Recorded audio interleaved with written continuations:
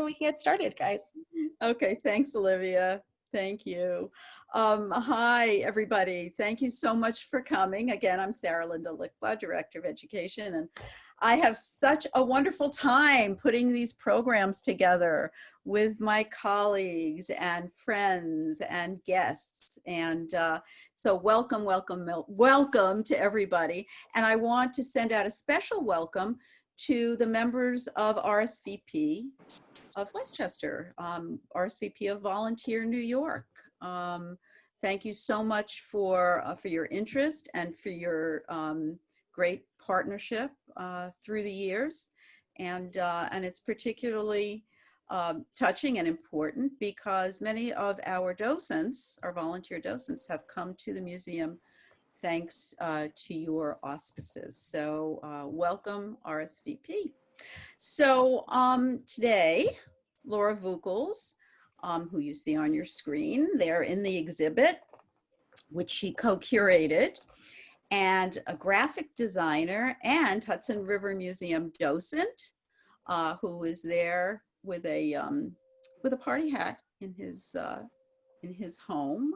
They're having a conversation about Derrick Adams' floater series. And because really this is the last week, you can see the exhibition. It's closing on August 23rd. And they'll also be giving a peek into We Came to Party and Plan, a site-specific installation by Derrick Adams that will remain on view until October 18th.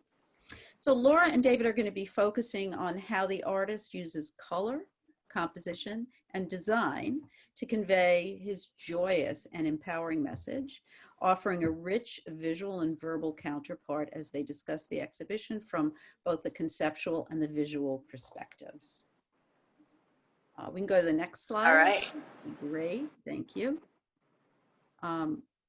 So just, you can read the PowerPoint, and I think we've gone over some of the boilerplate about how if you're in the audience, your video and audio will be turned off when you enter, and so just no need to fiddle with anything. They'll just stay off for the duration of the program. And as I said, I will be introducing both Laura Vookles, the chair of the curatorial department, and David Lucas, our freelance graphic designer and HRM docent, in a moment. And also facilitating, we have Olivia Cipriano, who is off camera right now, and myself. Okay, next slide, please. As I mentioned, you can use the chat feature on Zoom, and now the Facebook Live comment is moot. At the end of the program, I will go into the chat box and moderate your questions with our presenters, and so that will be toward the end. Next slide, so I can say a little bit about your guides today. So David Lucas, volunteer docent at the Hudson River Museum. Before finding this, his true calling, a few years ago, he spent a lengthy career as an art director in the private brand division of Macy's, designing packaging, visual merchandising, and signage for the store chain. Subsequently, he served as an adjunct professor at City Tech of the City University of New York, teaching graphic design to undergraduates. He was also the official graphic designer for Playland Amusement Park in Rye, New York, until it was closed by the pandemic. David also works as a freelancer and designed last year's Through Our Eyes, Milestones and Memories of African Americans in Yonkers exhibition at the HRM. He hails from Washington, D.C., where he attended the School Without Walls High School and was fortunate enough to have internships in the Discover Graphics print studio and education office at the Smithsonian American Art Museum. So he went on to earn a BFA at Carnegie Mellon University and now lives in Yonkers, only 2 blocks from the Hudson River Museum. Welcome, David, and thank you so much for your service to the museum and for your time and collaboration today. Laura Vookles, co-curator of Derrick Adams' Buoyant, is chair of the curatorial department at the museum. She's curated numerous exhibitions, among them The Color of the Moon, Lunar Painting in American Art, Wyeth Wonderland, Josephine Douay envisions Andrew Wyeth's world, The Panoramic River, the Hudson and the Thames, Paintbox Leaves, Autumnal Inspiration from Cole to Wyeth, and Dutch New York, the roots of Hudson Valley culture. Incredibly versatile and well-versed. In her 34-year tenure at the museum, going on 35, Vookles has developed and curated the permanent collection, as well as Glenview, the museum's 1877 Gilded Age home, which is on the National Register of Historic Places. So, please join me in welcoming my esteemed colleague and dear friend, Laura Vookles, who will kick off the program. Laura. Laura, you're muted.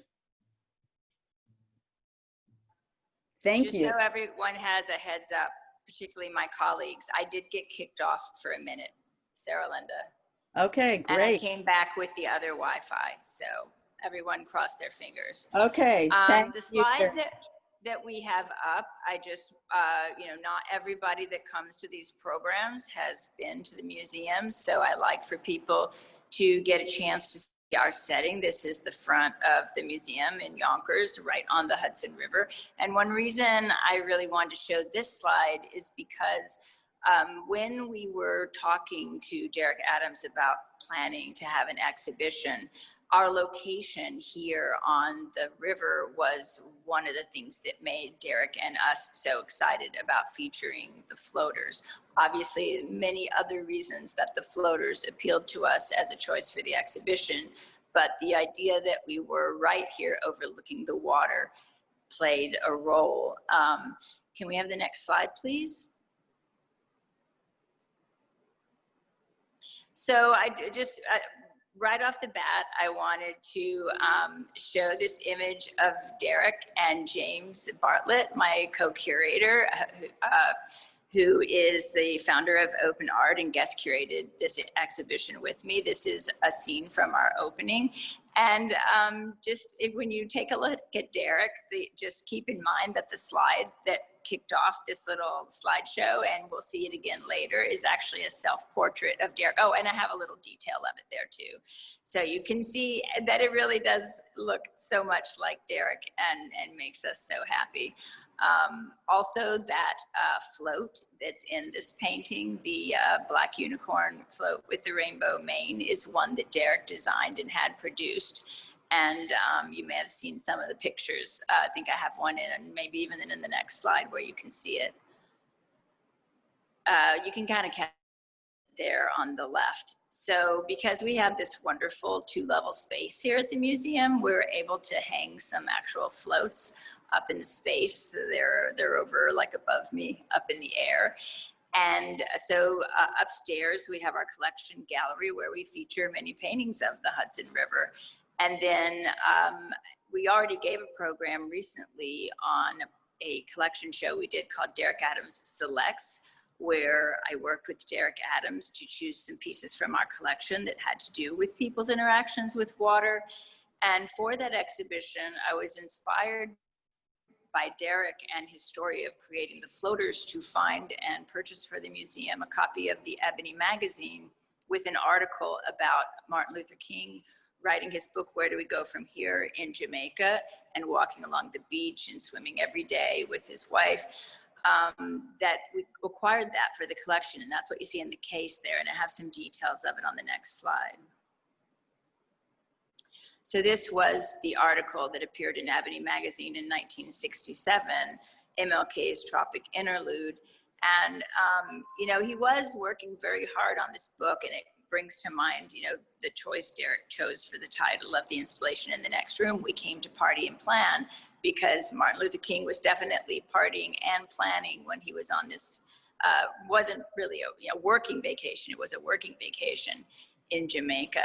And I have another picture of him in the. So we're going to talk a lot today about Derrick's sense of design and sort of, those kinds of principles behind the art, but basically it is important to know, and this is a quote from Derrick, talking about how this picture of Martin Luther King is radical imagery, and that these images like this really inspired him to create the floaters. I mean, Derrick creates a lot of work based on his lived experience, and one of the things that he wanted to paint were, you know, scenes that he remembered from his childhood of going to the pool and being on floats and having a great time with his family and friends. And he just couldn't find any images like that of Black people in popular culture. You know, the whole internet and no images, and finally tracked down pieces like this, which are not that easy to find images of. That's one reason I tracked down the actual magazine and purchased it, so that we could use these images in our book and in the show. And so, you know, he wanted to make these images. If they didn't exist, then he was going to make them, because they certainly do reflect people's experiences, but people's experiences that not everybody is aware of sometimes, since they don't appear in popular culture. I mean, David, do you want to weigh in on the Ebony magazine for any reason? In terms of the culture of African-American people and swimming pools, to me, it spoke very, very personally, because I was, as a teenager, on a swim team that in the Washington, D.C. area that had African-American and white swimmers on it. And we were, in the 70s, kind of unusual. So when I first walked into the Floaters series, I got a lot of personal impressions about what it was like to be growing up, and whether or not people of color had access to swimming pools. And it's not really about design in that respect, but it's all about Black culture and other cultures. Well, Derrick has said that one reason the backgrounds of his paintings are so, you know, plain, like the plain blue, is that you can imagine that it's the sky. You could imagine it's the ocean or a pool, but he does intend for them to be pools. But definitely he realizes that people bring a lot of their own experiences to looking at these works, and they may have gone in the water at the beach or at a pool, or, you know, on vacation anywhere. We actually had a program with Alison Rose Jefferson talking about beaches in California. We could have the next slide. So actually, we were going to stop the slideshow here, and I'm going to show you a little bit, attempt to show you the gallery in person. I am standing in front of, I'm standing in front of floater is this? 36, I'm gonna go look. Floater 59, this triptych, but I'm going to turn around a little bit to show people more of the exhibit before we talk more about Floater 59. So, because Derrick has worked a lot in installation, we did kind of set up the gallery with this pool on the floor and more floaties and chairs to give a sense of an installation. And if I tilt up, you can see the floats in the air. And then over here, we have our introductory wall and some other floats. But I know that David, and I was talking to David about which ones really spoke to him to discuss with you. And one of them was this triptych, Floater 59, which, if case you can't see, I could go a little closer so people can see.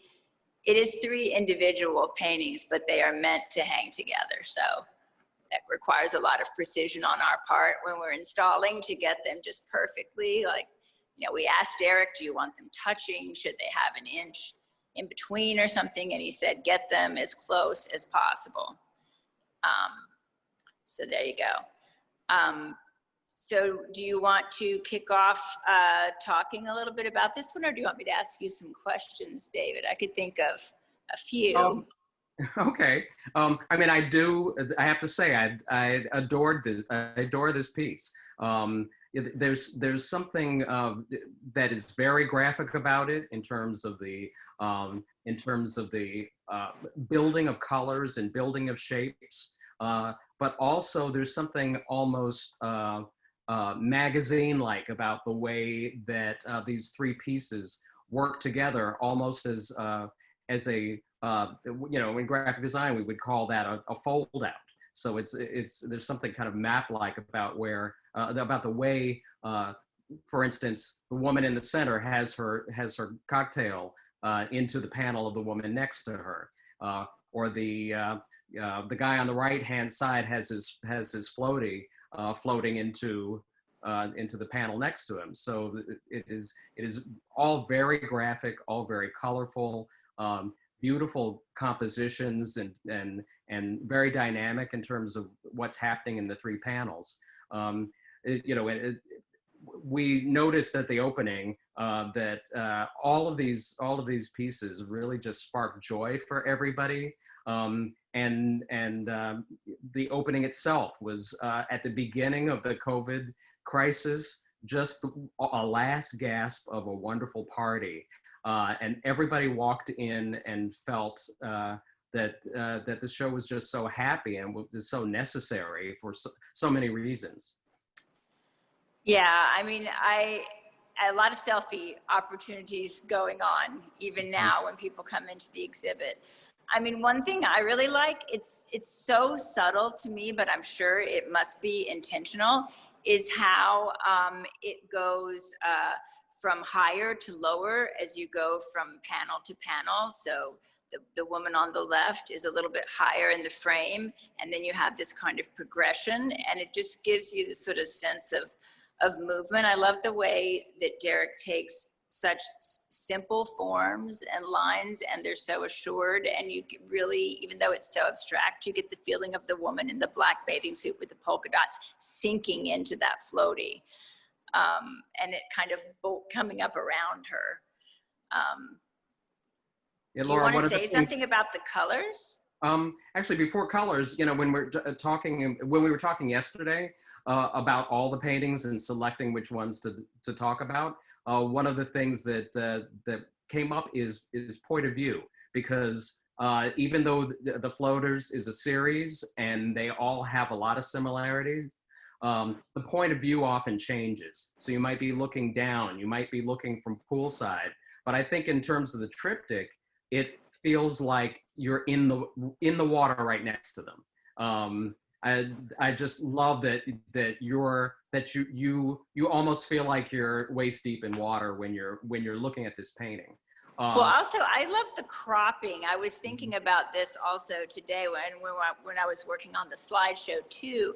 It reminded me of when we learned about Japanese prints in college, and sort of the cropping that you might get in those kinds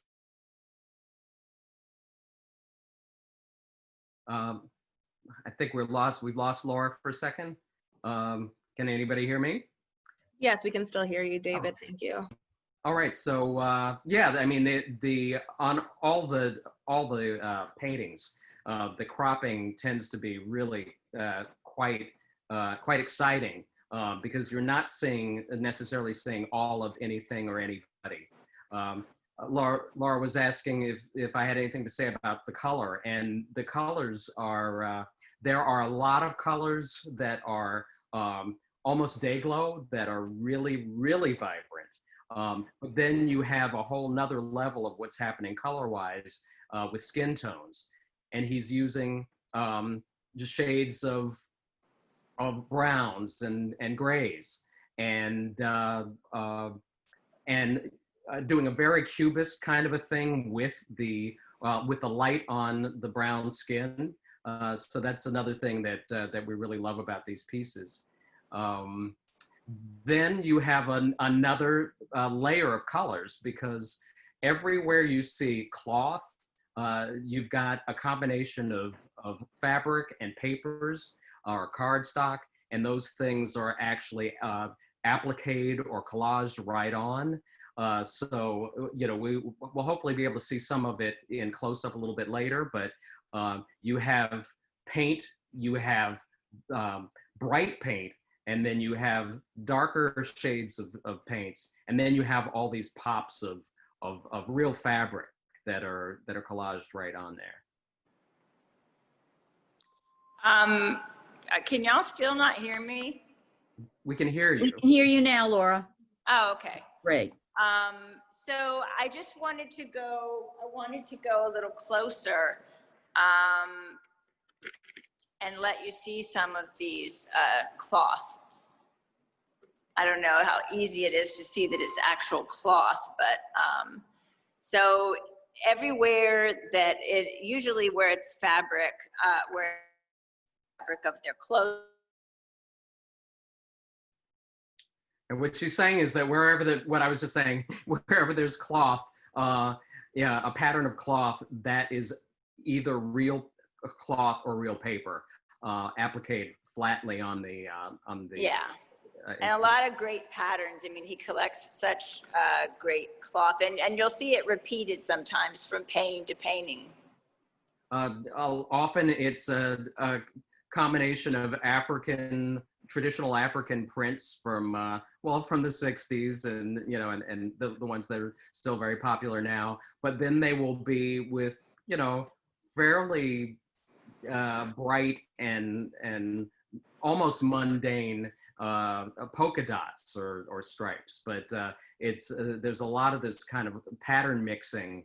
One thing that we can see now and then is that we've got a good close up of the skin, and Yeah, you can really see how those, when you get up close to them, they all break down into abstraction. Very graphic, but there are often things like fingernails on these pieces that will be collaged in as well. So we'll be seeing some of that as well. David, I'm gonna take you over to Floater 74, and then I'm gonna try and plug in my phone. Okay. Because this is chewing through its battery power. So you thought it was big when we showed you the triptych, but we actually have a quadriptych. I think I'll have to look at it at an angle sort of here, of 4 panels. And I think we can go into the slideshow in a minute too, if we want to, where you can see it, details of them, and I could also walk over to them. So this is Floater 74, which is in the Dean collection. Some of you may have read about the Dean collection before. There was an article about it recently. The Dean collection belongs to Swizz Beatz and Alicia Keys. Swizz Beatz' real name is Cassim Dean. And so this piece is very generously lent by them. Again, it is 4 separate framed paper paintings that are 6 feet wide. They're 4 by 6 feet each. I think, is it 4 by 6 feet? Yeah, so the entire thing takes up 25 feet on the wall. Or would you like me to show it on from the PowerPoint so that people can get a clear view of it? David, what do you think? You were going to say a few words about it. When we get in? We'll just do it when we get into the PowerPoint. Laura, one thing that Laura's just kind of talking about a little bit is the fact that everything in this show, with one exception, I believe, is on loan. These were all painted painted by Derrick Adams and sold to individual collectors or institutions, and they all were borrowed back. They've never been seen before together. So it's really, really pretty incredible to have them all in one big space, sort of playing together. It's, becomes that big Olympic-sized pool full of people partying. But it wasn't like that. One thing that we will be talking about a little bit more is that there are a number of years between when he first started and when he got when he finished up the series. So there's an evolution of things, but they all really work together as a grouping. Yeah, I'm glad you brought that up, David, because as a curator, that's something that we're always thinking of. And Derrick also was very conscious of it. I mean, when he first started the series pretty early on, he had an exhibition at a nonprofit art space in Newark. The pieces were even displayed unframed. a different selection than these. Many of these hadn't even been painted yet. So, and they're dispersed. And the reason I changed the angle was to show you one from the Pizzuti collection down at this end of the wall. And then you have the piece from the Dean collection. And then if I turn this way, is another one from the Pizzuti collection of a woman on a flamingo. So, you know, it could be a while before these hang together again, because the Pizzuti collection is out in Ohio, and you know the Dean collection is in New Jersey. So it's really unique to gather them together for everybody to come see them together. And Derrick was about as excited as any. The museum is going to send them on to St. Petersburg, Florida. Yes. Museum got to hold on to it a little bit longer than we had originally intended, but just the floaters series will be going on to another museum before it goes back to their individual owners. Right. Now, I mean, I don't know if you're going to go to the slideshow, maybe first just look at the overall again of this quadriptych, because even more so than what David mentioned was going on in the triptych, where, what did you call it when things cross the frame or cross the fold, David? Well, I called it sort of like a fold out, or yeah, so this one is even more so than that. I think you have the guy on the pizza float is almost half and half, you know, in one and then the other, and the flamingo in the middle is fully on two different paintings. So you really have that kind of sense of the whole thing, almost like you're looking through a picture window, you know, with 4 windows and looking into a scene that's taking place outside. Why don't we take a look at the self-portrait? Laura, are you able to get? Sure. I will go over there. Hold on. The self-portrait is one of my favorites in the show, and there are actually 2 versions of it in the show itself. And one of them is a painting, and the other one is a woodblock print. Yeah, I'm going to stop here for a moment so you can see them both together. Right now, if you just came to visit the museum, we have the print, which is on this cart on the ground. We have that hanging upstairs as an introduction to the exhibit. So just for your special treat today online, we brought it downstairs so you could compare it to the painting that it's based on. The painting is, as I said, a self-portrait by Derrick, is from 2018, and then he worked with Tandem Press to create the print in 2019. Some of you may have seen the program that we did with Tandem Press where they talked about how they created this. The Tandem Press video blew me away. It was, as a graphic designer, it was so much fun to see them pick apart the process, because normally I would have looked at that painting, and if I was doing a series of prints of it, I would have thought that they would be silk screened. They actually did wood blocks with a lot of new technologies. So the Tandem Press I think they're associated with the University of Michigan. You can correct me if I'm wrong, Laura, but Madison, Wisconsin. Wisconsin, thank you. So they took the painting, they sat with it for a couple of weeks to try to figure out how to interpret it in a small mass production. You know, maybe there are 100 pieces of that print run. There are look when they sat down and looked at the painting, there are 31 colors in it if you just kind of break it down to individual colors. Let me I'm gonna take the camera off the tripod and go down closer to it. So the way to do that print with 31 colors was to make 6 individual printing blocks where none of the colors could touch each other.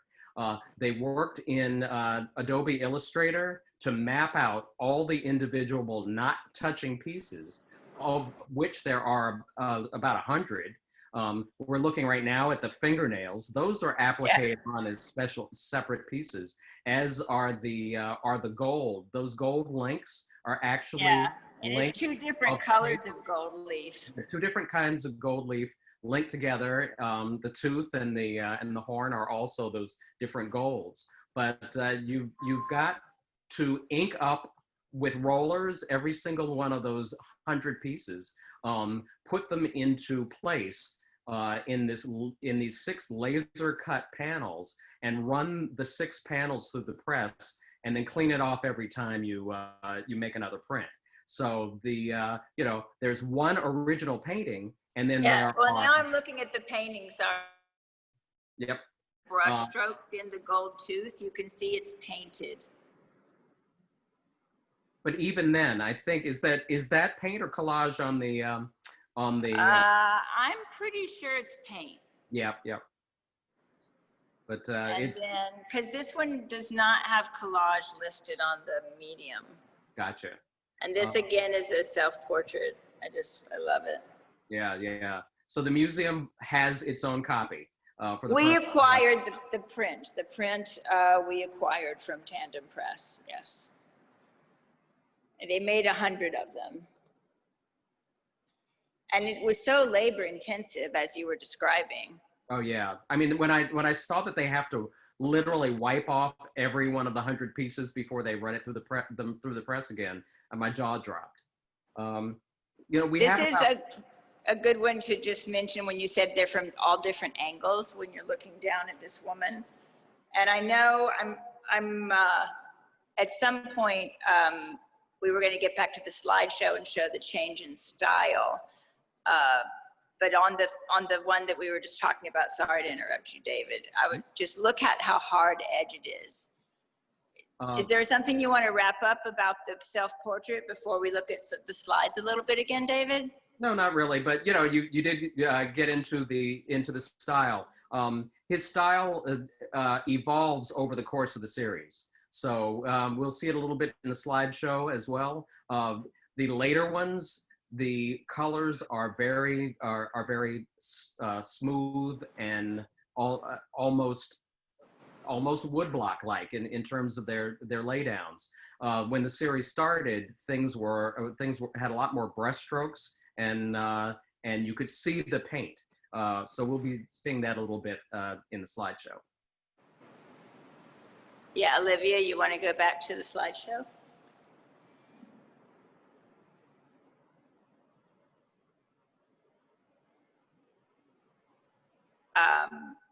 We just had this one here just because we love it, and because it was also just from a little bit of a different point of view, especially with the cropping. But I think the next slide is the one where we show the 2 different styles.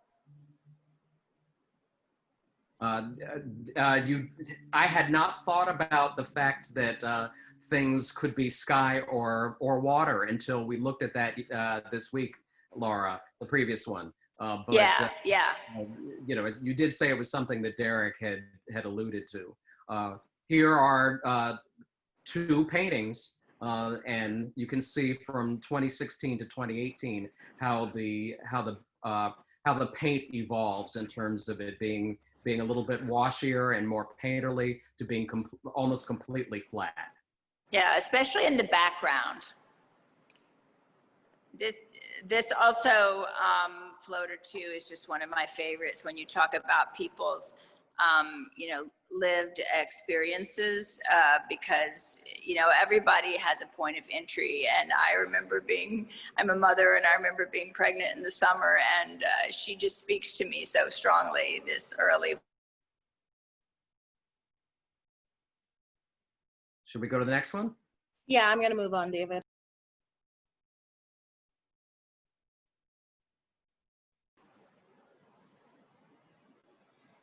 Here again, there's a little difference between 2016 and 2017. If we're looking at the skin tones and looking at the vinyl pretzel, you can see a bit more of the paint.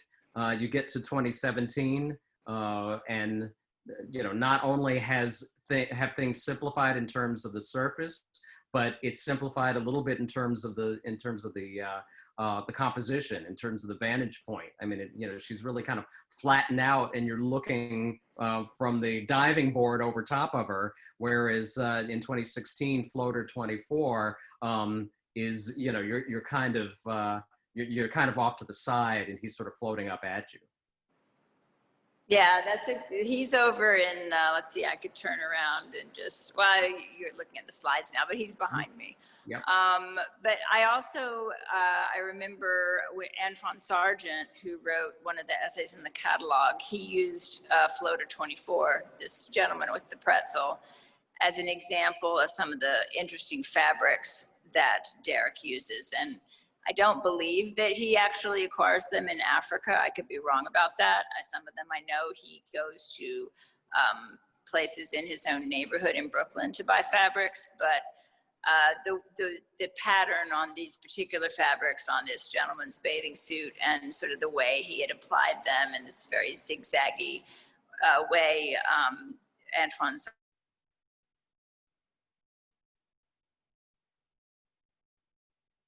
Why don't we go to the next one, maybe? Okay. Yeah, we want to make sure we leave time for questions. Oh, that was these. Unless you want to, we can go through and show each individual painting close up, but we did already talk about this a little bit. Any thoughts when you see it spread out like this, David? No, I think we pretty much covered it, and Okay. but if when we look at the individual panels, and they all hold together as individual things? I guess maybe not. A couple of them might, but you have if we're looking at the individual panels, the individual paintings, you've got that. It kind of breaks down. It is one of a Yeah, I was wondering about that. Why don't we scroll through and take a look at the sure. So we have them, right? Yeah. They just go one by one from left to right next. Yeah, I mean, that you get to the second piece and there's a half a guy, so it doesn't make a great painting by itself. But the whole grouping of this them, one I love. This one's wonderful. great. I mean, I love everything about this painting, but I think one thing I really like about the way Derrick paints the figure is you think of them as being very abstract, and yet their gestures are so natural and sort of caught in the moment. Like you can just picture this woman like turning to answer a question that the other woman has just asked her or something. It's got that sense of us. Yeah, you can almost hear people's thoughts in these panels, and that's an incredible thing to be able to do out of flat blocks of color. I'm just moving ahead to the next one. Yep. Do you want me to go to the next painting, or do you want to stay on this one that's still part of this series? Let's go on.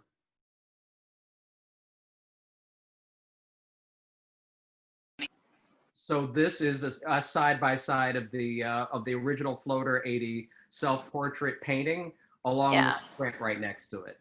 And we pretty much covered that live. Yeah, we ended up doing it live since Alyssa brought us the print down to the gallery for everybody to see. That floater is the one custom one that was done. Oh, right. So what we took advantage of the fact that we were going to also have a slideshow going to show you some works of Derrick's that are in other collections. And well, I don't know if I'm frozen, but mine backed up a second. But what was on the screen is an exhibition called Sanctuary, which was at the Museum of Art and Design in New York in 2018. And so Derrick arranged this as an entire installation with paintings and with a track and with cars made out of hats. And partly the subject matter was inspired by the Green Book, so that, often, even though things look fun and carefree and full of bright colors and fun imagery, Derrick's always very thoughtful about, Yeah, there is a political edge to to everything he's doing. So it's not Yeah, just so out of nowhere. I think this is the only picture that we have of this exhibition. We published this in the catalog, but we have a couple of exhibits of a really great installation he did at Luxembourg Diane, his gallery last year that really influenced his thinking about We Came to Party and Plan. If we can look at the next slide.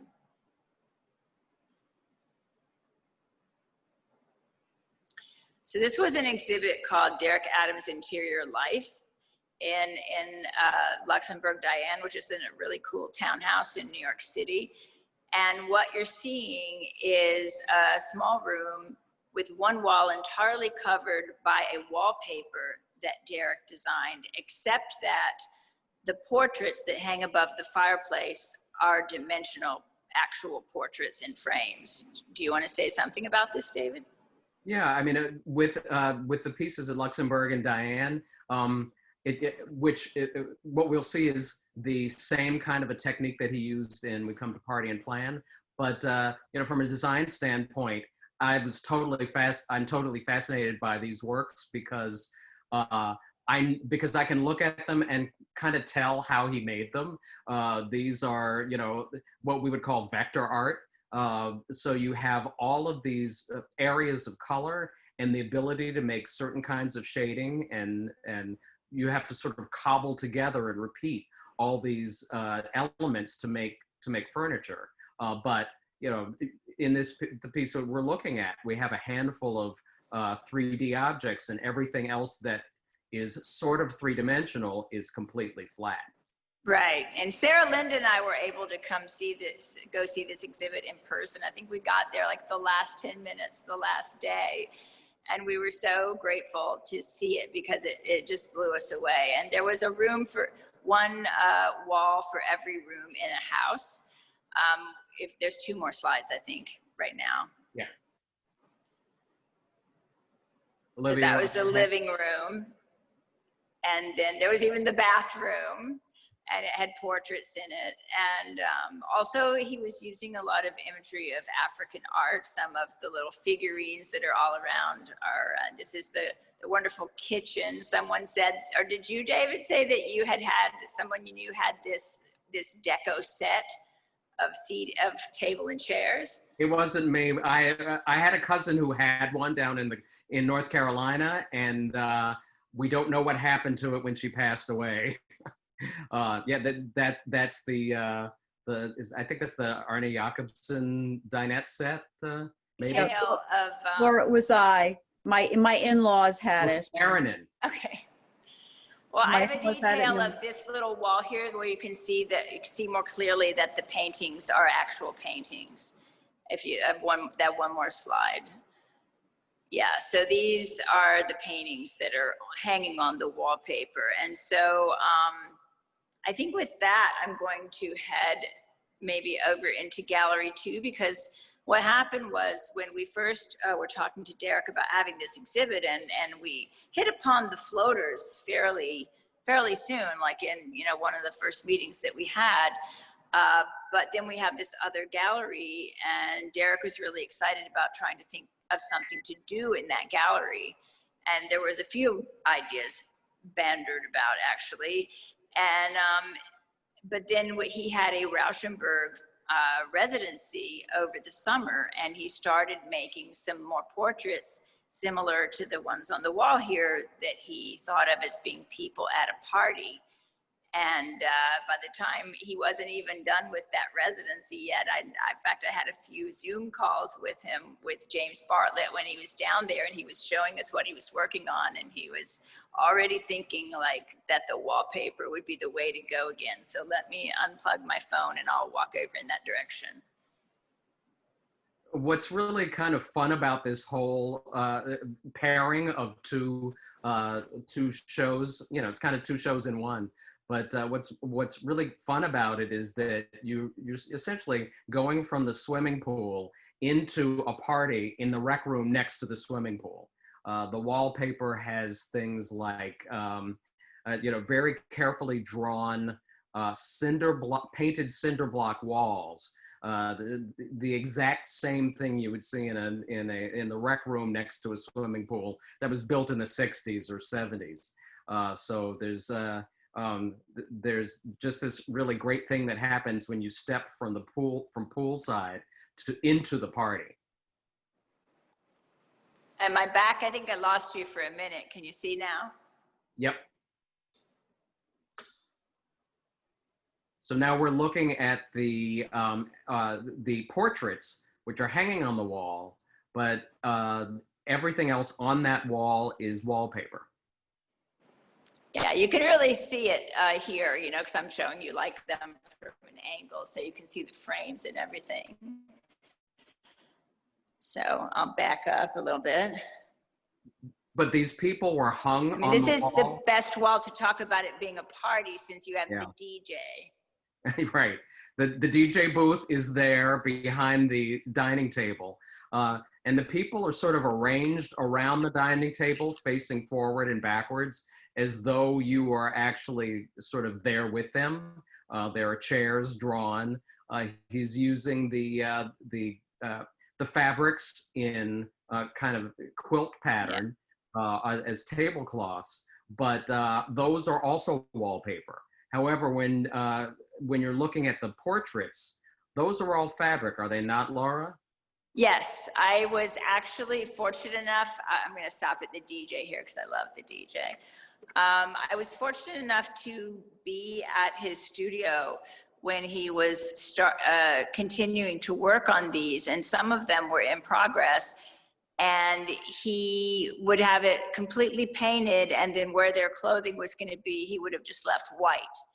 And so the way that they work with these fabrics is, it's almost like what you used to call back in the day decoupage. They like sort of put the fabric onto pieces of very thin board, kind of the consistency of like index cards, and really flatten it out and glue it down and let it dry and press it. So it's very flat and something that he can just cut into the exact shapes to fill these white spaces that he left that was going to become the clothing. I was at the studio a couple of times when we were planning the project, and it was really what you can see in the close-up right now, on the left hand in the bottom where we're looking at the wallpaper, you can see how he's executed graphically. It's the same, wall and the curves of the turntables. Normally, when you go into this room at the museum, there's a soundtrack. There are little high-tech boom boxes on the floor playing this really great party music. right. And that's always part of the installation, correct? Yes, I just thought it would drown out everything we were trying to say. We're also not open to the public today. We're open tomorrow through Sunday. I mean, we only recently started to be reopened, and there were actually a fair amount of people here. I was here on Sunday, and people were in the galleries and just loving it, including some little kids. I wanted to show one little detail that shows you what a perfectionist Derrick is. This little back of the amp or whatever this is on the boombox. The night of the opening, Derrick came in with a sticker to put here because he felt like that he had, and there was a lot of back and forth about where the figures would go. Like, he didn't have it completely planned in advance. He just had a general idea, and he kept painting and painting and painting these portraits. And I kept thinking to myself, where are they all going to go? You know, and they all went in here. And, you know, with a lot of back and forth as to who went where, and people looking at each other, like these folks we would talk about, you know, are they looking at each other, and this person to be a little higher and lower. He wanted some people to look like they were standing and some people to look like they were sitting. But then he ended up, after he saw it all, he just needed one more thing, you know, and this was the back of this amplifier. And so he brought a sticker the night of the opening to put there and make it look just perfect. And then also he did backs of heads. And I remember when we were working on the book and we were about to go to press, and he said, "Can you save some space? I'm doing the backs of the heads and they're not finished yet." And I could never even have imagined, even if I had tried, how amazing these backs of heads are. Everyone is so different and unique, and the hairstyles are so. The hairstyles are really beautiful and graphic. And they're also kind of selfie fodder. I mean, at the opening, people were, the friend that I brought with me insisted that I take pictures of the back of her head, looking at the back of one of these women's heads, so that Yes. we could have the perfect selfie. So the environment is totally immersive. There are picnic tables in the middle of the room.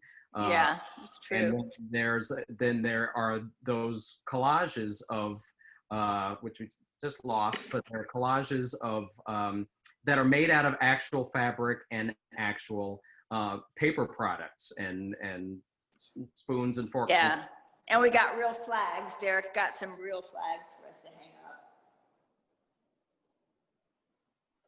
up. We're hitting up against getting close to 1:30. Do we need to go back to the PowerPoint? I think, I think we should just let people ask questions. I think it's time for questions. Yes, indeed. Any last words before? Well, the previous slide just showed you two of these portraits together, which are considered to be a pair. They were sold as a pair, but they don't hang beside each other in the show, so we had a slide of them standing by each other.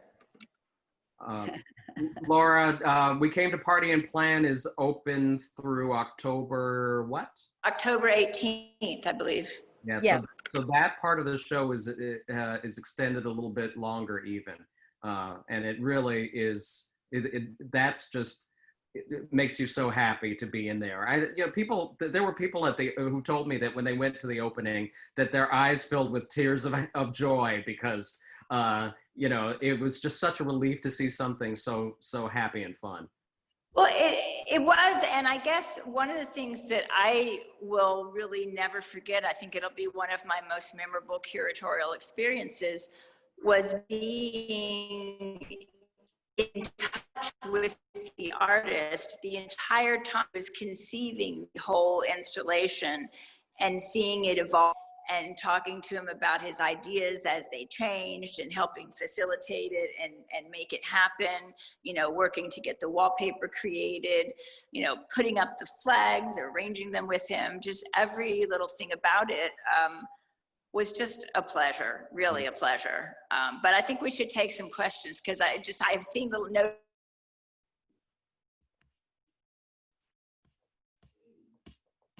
Sarah Linda, do you want to start? Yeah, I'm going to, Laura, I don't, if you want to, you froze there for a minute, but we have some wonderful questions and I just want to thank you for this great conversation. I know we could, we could keep listening to you for a long, long time, but some of our audience did have some questions. One kind of overarching one concerned the floaters, and Julie was wondering whether or not Derrick Adams conceived of the floaters as a series, as a grouping from the very beginning. You know that.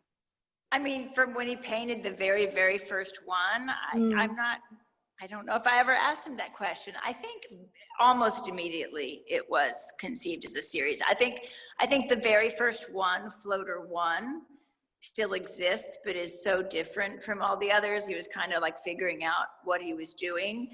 But then, no, I think, he was populating the party. So yeah, I think, there are at least 80 of them, so yes, he just kept going. And he's continuing to keep going. I think there was a lot of wondering about that when we were working on the book, but yes, it is, and I thought that he was finished, but there is a chance there are others now. I'm not sure. Ah. Anyway, and sort of along those same lines, there was a question about the quadriptych, but I believe it was answered that was conceived as as 4 panels to go together, and they were all sold as a piece to the same collector. And that was the Dean collection, correct? Laura's frozen, but I'm pretty sure that's correct. People that Derrick does tend to work in installations and series and bodies of work, and a lot of his career work over the years has been in series. Mm-hmm, mm-hmm. Okay, so to get to a rather specific question that I think does open up a very interesting line of interpretation. If you go back to the triptych, Daisy asked about the different colors on the swimmers, on the lady's leg. I think she's on the left-hand side. The lady on the left has black and white polka dots. That's on her bathing suit, but she's talking about on her legs. Oh, yes. Coloration, the variegated colors in skin tones, basically. Right. Yeah. So if you could maybe talk a little bit about that, that would. I'd be interested to hear David's take on it too, but I know Derrick. Well, we're a little frozen, but I'll throw in my 2 cents. He is in a way going with a fairly recent trend in African American painting to really look at the breadth of skin tones on people. Yes. You don't typically have people with tones that gray in skin, but one of the most popular and important contemporary painters right now is Kerry James Marshall. We've had a piece by Kerry James Marshall at the museum, and his African American people are pretty much black out of the two. Right. And a statement is being made about what blackness is. Right. In a visual way. So I think that's happening a little bit in terms of the way Derrick Adams is painting shades of skin.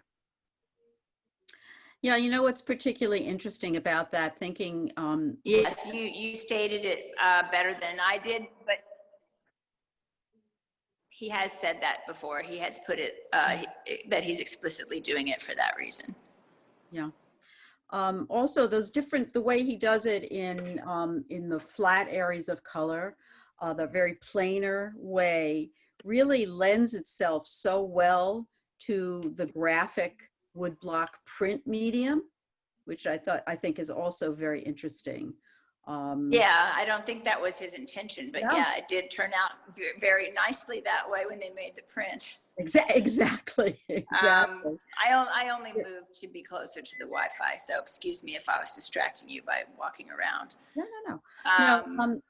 No. Anything else about that, Laura? No. I just, after David explained it, I was just saying, and I don't know if I froze for a minute, that was exactly pretty much what Derrick had said about it. Yes. Yeah. Let's see, from another question from Daisy is that besides being very geometric, the forms are very precise and almost symmetrical. So she's wondering if Derrick is a math person. Well, can I just say one thing? That in order to be an artist, I think you have to inherently be a quote unquote math person, but specifically about his background and his bent, I don't know. He studied at Pratt. I do think there is a sense of not craft exactly, but the way he works with the fabrics as I was describing. And then I've seen him working on some of the pieces where he was taping them out, like to paint the me turn this around, to paint sort of the patterns on the backgrounds of these portraits where there's these diamond shapes, and he was like taping them out so they would be very perfect. I'm trying to think if he is also a graphic designer. Well, he's definitely a graphic designer. He could Okay. not be doing those wallpapers without a lot of skill as a graphic designer. Just Mhm. figuring out how to do the forms and the shapes and make them look real but not real. I mean, he's definitely got a strong graphic design sense. Yeah, but I was actually thinking, and maybe I'll turn the camera around again to show one we didn't show yet, this young kid on the Smarties. If you can see that in the distance. But that's very unsymmetrical. Like I was thinking when I was talking about the cropping and the compositions of how bold he is sometimes with being asymmetrical. Yeah, there's a lot of asymmetry. You know, from a design standpoint, one of the things that kind of strikes me about it is that they're almost like album covers or book covers, a lot of the pieces, where there's actually a place to put text. It's, you know, there's to me, there's a very strong graphic appeal to almost. Right.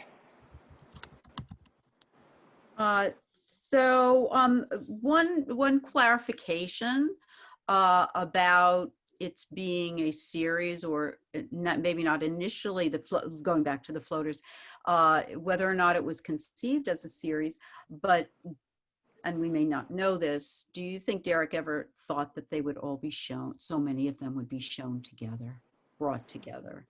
Well, I think he did show some of them together, as I said, at that show in Newark when he first was creating them. So I think that he did think of them that way. But I mean, Derrick is a very successful artist. I think Artsy was the website recently that listed him as one of the 10 most collectible artists today.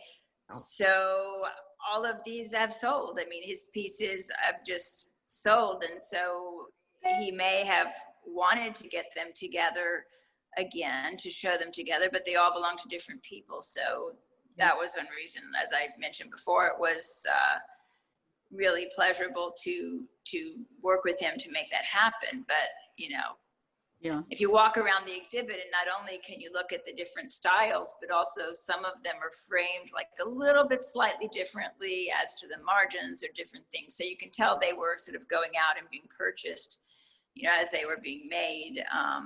It wasn't like they were all still in his studio and all framed up at one time or something.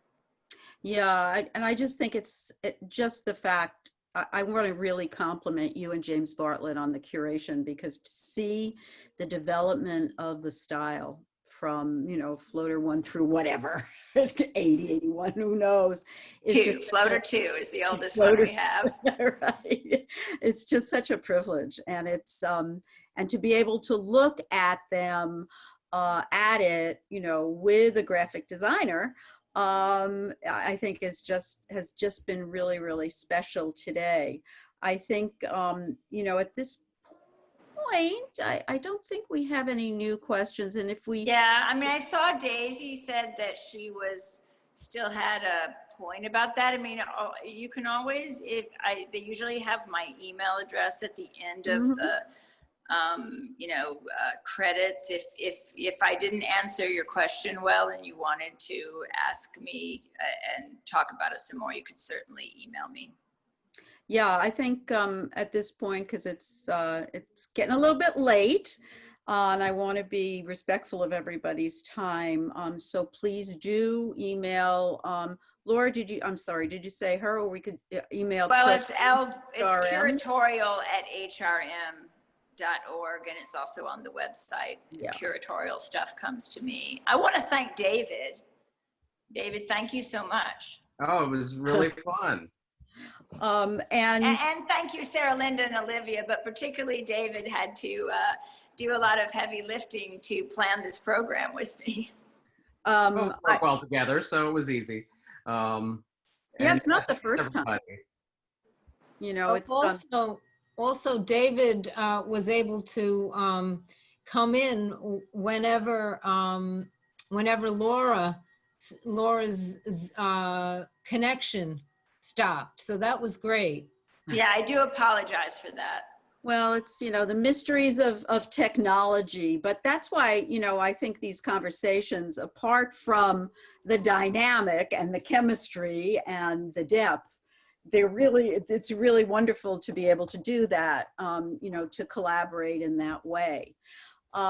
So Olivia, if you want to go to the previous slide, I think that gives a little of information for people as they're checking out about the Derrick Adams works again. I know there were still some questions that you have until this coming Sunday, the 23rd, to which we extended Derrick Adams, the floater series in Derrick Adams Buoyant. And although that will be coming down, as we mentioned, We Came to Party and Plan will be up through October 18th. But I also want to let everybody know that most of our live programs are recorded, and eventually, sometimes very quickly and sometimes after a little bit of editing, are archived on the museum's Facebook page and also on in our account on YouTube. And Olivia, if you have those links, I don't know if they're in the chat box, but we can put them in, or you can again check with us about those links if you can't find them. We have the conversations that were mentioned during the program. The conversation between Derrick Adams and Allison Rose Jefferson, the author of Living the California Dream, African American Leisure Sites During the Jim Crow Era. That's up there. The tandem press demonstration that David was talking about, which is extraordinary, is up there. The master printers went through exactly how, you know, their technique of how they render these amazing woodblock prints. It's just an unbelievable window into how they do it. And also this past Sunday's First Person Voice, an amazing panel that was moderated by co-curator James Bartlett, is up there as well. So we hope you will continue to join us at our live programs and check out our museum from home and our sites. And we will see you the next time. Everybody, please stay well, stay healthy, and come see us now that we're reopened. Everybody, take care. Bye-bye. Bye. Bye. Bye, thank you. And Laura and Yes. Dave again, thank you. You're welcome. Thank you.